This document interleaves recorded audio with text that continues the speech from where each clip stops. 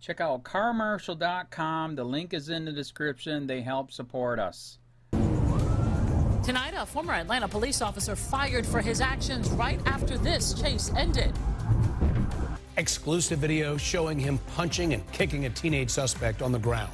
We've learned why APD says he went too far. Live, local, late breaking. This is the Channel 2 Action News Night Beat. Coverage you can count on.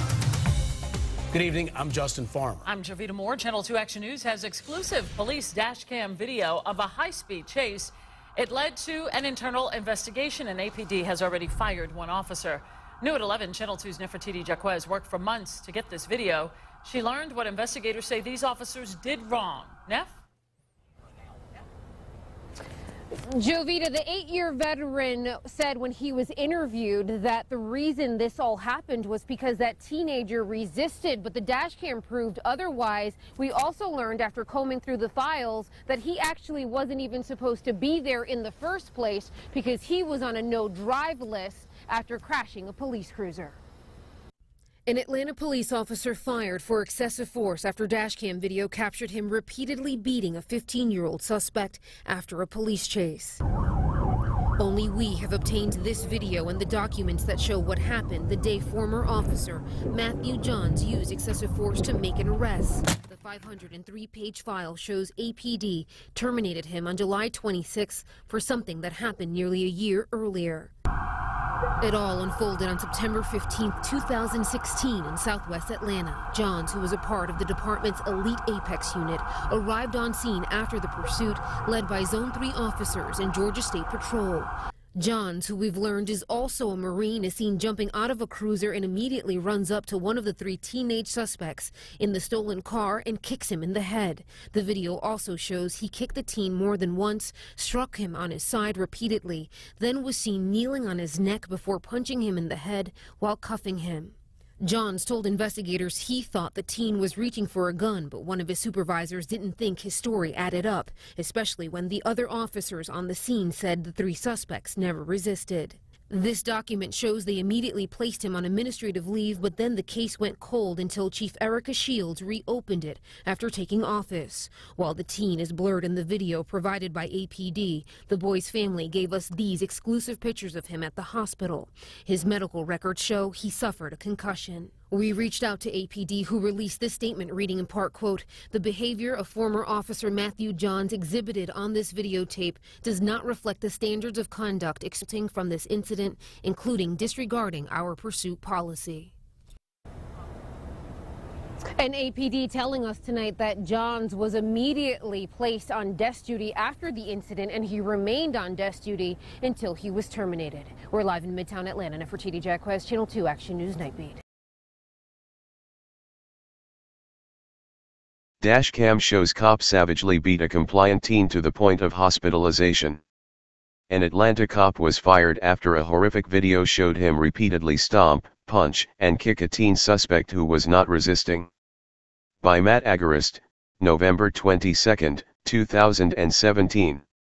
Atlanta, Georgia police officers beat people on video a lot. And, more often than not, the officers will keep their jobs in spite of video evidence of the attack.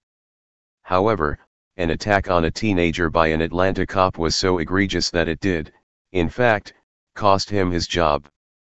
But because he is a cop, he was not charged and can go on to be hired by another department. Disturbing dashcam footage of the beating of an Atlanta teenager was released this week, showing the brutal actions of former Atlanta police officer Matthew Johns.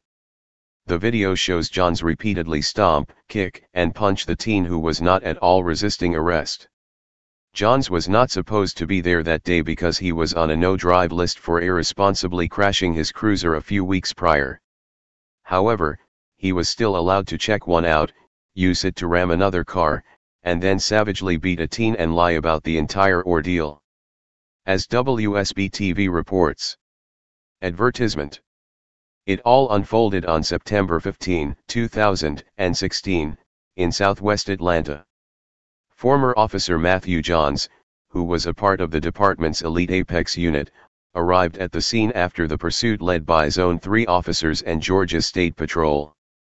Johns, who we've learned is also a Marine, is seen jumping out of a cruiser and immediately runs up to one of the 3 teenage suspects in the stolen car and kicks him in the head. The video also shows he kicked the teen more than once, struck him on his side repeatedly and then was seen kneeling on his neck before punching him in the head while cuffing him. Johns told investigators he thought the teen was reaching for a gun.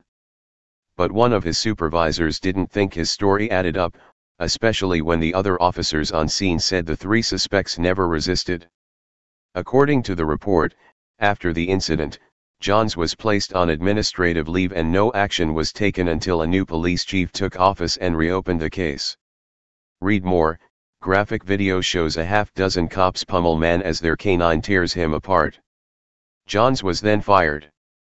However, for beating a compliant suspect for no reason, he will face no criminal charges, he will keep his peace officer's license, and he is eligible to be hired by another department immediately. The teen who Johns beat to a pulp was in a stolen car. He deserved due process and to be held accountable for his actions. However, because of Johns' inability to resist violently lashing out, this teen's alleged car theft will now end up costing the taxpayers of Atlanta in the likely lawsuit that will follow. WSB-TV reached out to the Atlanta Police Department for a statement and received the following. The behavior by former Officer Matthew Johns exhibited on this videotape does not reflect the standards of conduct expected of Atlanta police officers. His actions were unacceptable and, as a result, he was terminated. An additional 3 officers were disciplined because of other violations resulting from this incident, including disregarding our pursuit policy. Because the suspect was a minor, his name was not released. However, the family contacted the local media and shared a photo of their son. He was beaten so badly by Johns that he was hospitalized with a concussion and suffered multiple lacerations to his face. As the Free Thought Project previously reported, Georgia has a problem with cops like Johns. Almost half of the people killed by police in Georgia since 2010 were unarmed or shot in the back, according to a new investigation. More than 1/3 of those killed were shot at their own home after officers responded to a call for help or a domestic dispute. Read more. After they convicted her of assault on police, 2 years later, new video shows cops attacked her. A recent investigation from the Atlanta Journal-Constitution analyzed 184 fatal police shootings in the state of Georgia since 2010. According to the data, at least 70 people were shot in the back by police officers. Roughly 1 in 6 people were unarmed, while 1 in 4 exhibited signs of mental illness before their deaths. At least 11 people were both unarmed and shot in the back when police officers killed them. The report also found at least 20 cops involved in fatal shootings had serious prior issues filed against them. 4 had been previously fired or resigned, 2 were disciplined for lying, and 2 others had failed to complete state-mandated annual use of force training to keep their arresting powers when they killed suspects. Johns is now included in this list. Hey Charlotte County, this is Charlotte County COPWATCH, and I wanted to explain what fair use is. You can use pieces of news articles if you're doing it for news reporting, you have commentary, and you're doing it for education purposes. So that's what fair use is, as you can see right here. Another reason why I wanted to make this video is to let you know I just joined with Patreon. A nice thing with Patreon, I make no money on YouTube. They took the money away years ago, and so this is another way to give, and it's a nice thing too because you can give monthly. You can give $1, $5, $10, whatever. I do 4 to 5 hours a day on trying to wake the sheeple up on how corrupt it is and different ways that you can fight the corruption. So Patreon is a way that you can do it, and then of course the old way is still there. Donate to Charlotte County COPWATCH with PayPal or credit card. So keep that in mind. 4 to 5 hours a day. I make no money, but the corruption happened to me and I'm sick of it, so I'm trying to wake people up. But my wife would love it if if we could get some help out there. There's 47,000 subscribers. Just think if each one of you subscribers just gave let's say, actually, yes, $1 a month. 47,000 subscribers gave $1 a month.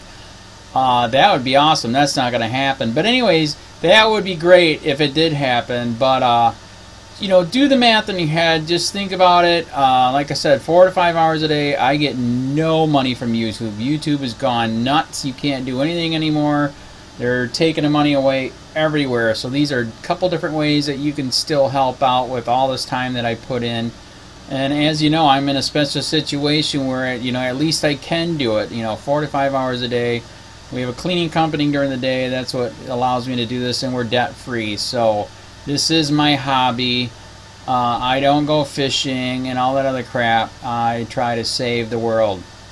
So help me out to make the wife happy, man. In fact, if you guys did give $1 a day, and there was 47,000 of you, and you did it, and each of you gave $1, and that was every month, oh my God, yes, I could quit. I could start suing them. Another idea, too, that we have is, you know, if I got, you know, some funds, we could actually contact everyone that has been ticketed and or arrested and put in jail and start sending them postcards to let them know we're here, and to see if everything went all right, and if it didn't, find out their story. So we could even do more investigations and more lawsuits. Lawsuits take money. So just think about that. You know, 47,000 of you so far right now. You know, $1 a day. I mean, $1 a month on Patreon, or $5 a month Patreon, 10, 20, whatever. Just do the math in your head. Help out. This is a lot of work every single day. Thanks.